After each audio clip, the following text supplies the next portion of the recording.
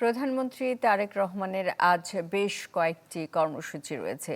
এ বিষয়ে আরও জানাতে সচিবালয় থেকে যুক্ত হচ্ছেন আশিকিন প্রিন্স।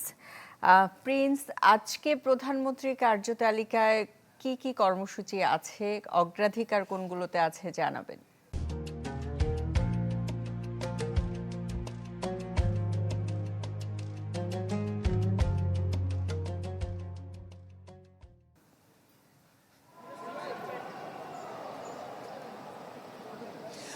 সুস্মিতা, কিছুক্ষণ আগে সৌদি আরবের রাষ্ট্রদূত তিনি প্রধানমন্ত্রী তারেক রহমানের সাথে সৌজন্য সাক্ষাৎ করেছেন। সেই সময় বৈঠকে উপস্থিত ছিলেন পররাষ্ট্রমন্ত্রী খলিলুর রহমান সহ পররাষ্ট্র মন্ত্রণালয়ের উচ্চপদস্থ কর্মকর্তারা।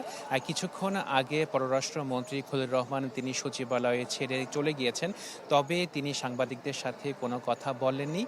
তবে সৌদি আরবের যে রাষ্ট্রদূত তিনি এখনও সচিবালয়ে অবস্থান করছেন। কিছুক্ষণের মধ্যেই হজরত শাহজালাল আন্তর্জাতিক বিমানবন্দরে যে থার্ড টার্মিনাল রয়েছে, সেই থার্ড টার্মিনাল বিষয়ে একটি উচ্চ পর্যায়ের বৈঠক হওয়ার কথা রয়েছে, যেখানে থাকবেন প্রধানমন্ত্রী তারেক রহমান। এরই মধ্যে বেসামরিক বিমান পরিবহন ও পর্যটন মন্ত্রণালয়ের যারা উচ্চপদস্থ কর্মকর্তা রয়েছেন, মন্ত্রী রয়েছেন, তারা এরই মধ্যে যে সভাস্থল রয়েছে সেখানে উপস্থিত হয়েছেন। একই সাথে অর্থমন্ত্রী আমির খসরু মাহমুদ চৌধুরী তিনিও কিন্তু সেই সভাস্থলে উপস্থিত হয়েছেন।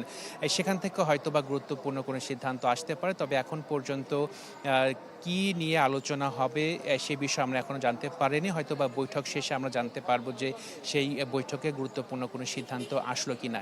এছাড়া আরও বেশ কিছু কর্মসূচি রয়েছে প্রধানমন্ত্রী তারেক রহমানের, যার মধ্যে রয়েছে বিভিন্ন মন্ত্রণালয়ের মন্ত্রীরা প্রধানমন্ত্রী তারেক রহমানের সাথে সৌজন্য সাক্ষাৎ করবেন। সুস্মিতা। প্রিন্স, আপনাকে ধন্যবাদ।